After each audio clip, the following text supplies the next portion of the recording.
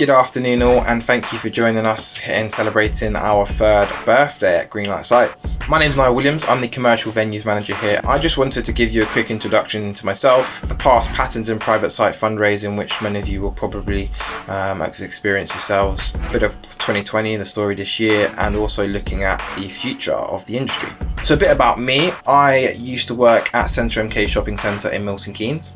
I was there for about 3 years. I was the commercialisation executive and also the brand partnership manager there. That role encompassed looking after all the short-term promotions, pop-up shops, the vending within the centre, and also some of the advertising as well with the digital screens. So it was quite a varied role.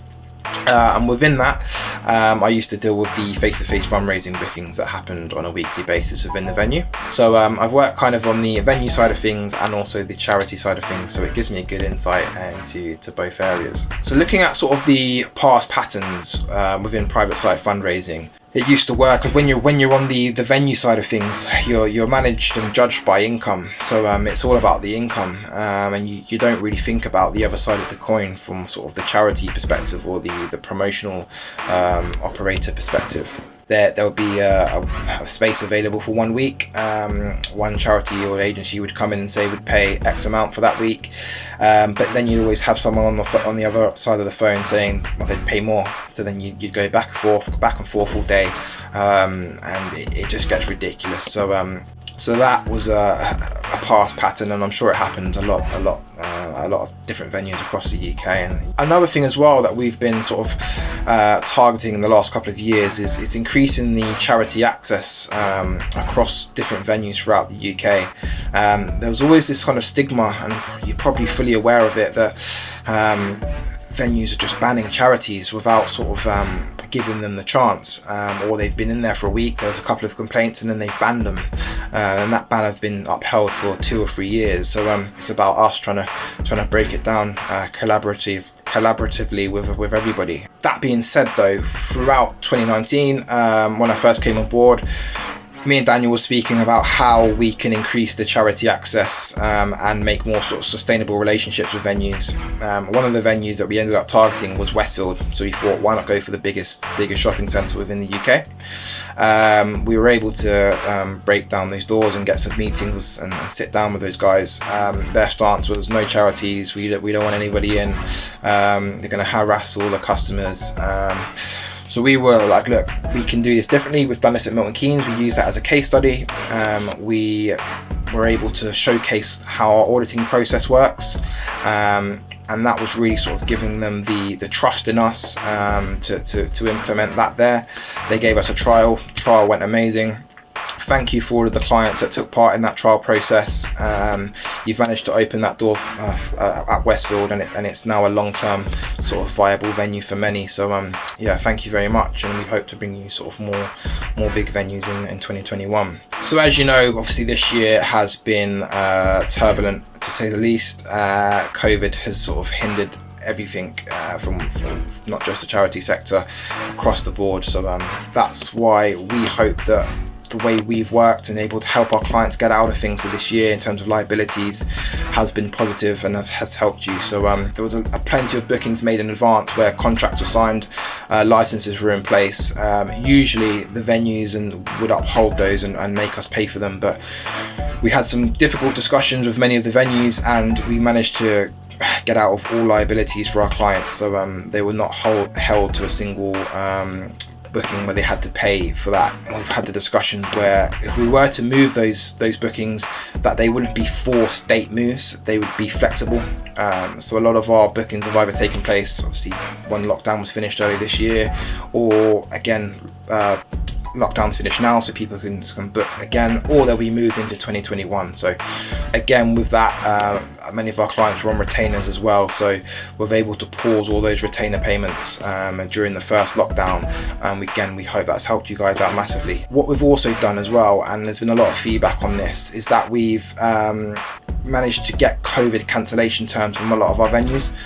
Obviously before, when they were booking, we had the standard sort of booking terms, but we've managed to get some sort of COVID cancellation terms now. So if anything like this does happen again, where you've booked in advance, there's always sort of a get out clause with that COVID cancellation term. So that's been a huge positive this year. Again, another huge positive that's come out of this year is with the massive decrease in footfall, we've able to secure discounts to match that. We hope that has helped. So I guess it's a case of what does that teach us going into sort of this the remainder of this year and into 2021. So what has sort of worked well since sort of April really. So I've had a look around, just having a look at different sort of activations. If anything that 2020 has taught us, it's to be a bit more innovative moving forward with your campaigns. One sort of campaign that stands out is the PlayStation 5 launch that happened a month or so ago. That has caused a massive storm worldwide. They were lighting up sort of iconic venues. They used the underground. I'm not sure if you saw that one with the symbols. So they incorporated the PlayStation 5, the triangle, the circle as the underground logo, and the X and stuff. So that was really cool. So what I would have expected them to see is maybe a setup that was like a nationwide tour where they'd be able to get hands-on with the product. Obviously they were unable to do so, using the digital side of things and the more creative element, they were able to shift the focus and bring in customers that way to experience the brand. So I think there's going to be a lot of that within 2021, not just, as I said, through commercial activities. I think a lot of the charities will start to do that as well. As I said, I think there's going to be a massive shift in the commercial sector in regards to the way they promote, but I also feel that they're going to be sort of aligning themselves with more charitable sort of brands. So it's a great opportunity for charities to be able to source those partnerships and work with these big brands and do something positive within 2021. I feel that customers and venues as well are more interested in making a difference to the world. Obviously they're seeing how COVID has affected people's health, people's lives, people's businesses. So I feel everybody sort of wants to come together now and work together and be sort of more charitable and make that difference. I also feel that there's going to be a lot of opportunity for charities to be able to take advantage of site costs. We do, as I said, expect to spend less on better spaces, so there'll be a lot of reduced site costs, and that will fall in line with the expected footfall as well.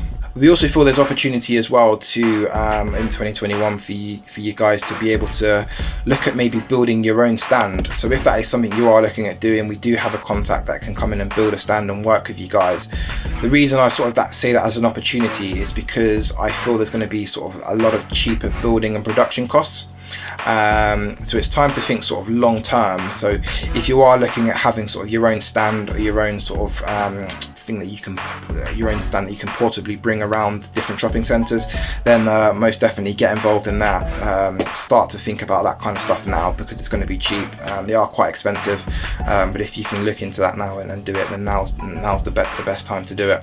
We also feel another opportunity for you guys is to target venues where there have been sort of previous access has been denied, as I say.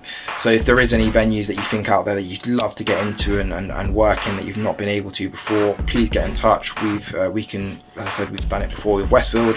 We're able to go in, talk to the venues, and be able to present how the auditing process works, how charities are working nowadays, and basically change their mind and gain that access for yourselves. And not only that, we think they're going to be expecting a positive response to charities from the public. So we hope you guys have massive sort of donation rush next year. A lot of donors coming to your stand and interacting. As I said, I think a lot of people have experienced a bad year this year and want to help as much as possible in 2021. Throughout last year as well, we had a lot of people looking at external sites and also events. So what we did as well, we worked hard through last year. We compiled a massive list of these events and external locations. in the hope that 2020 was going to be a great year and there's going to be a load of outdoor events happening, festivals, etc. Obviously it didn't happen. The list of events and external sites is still there, so we will be looking to take that into 2021 and hopefully share those with you. So we see that as a massive opportunity for everybody going into next year. So yeah, enjoy the rest of our 3rd birthday celebrations. As Daniel said earlier, there are a few prizes to be won, so please keep your eyes peeled for that, and hope you have a good rest of your afternoon. Thank you very much.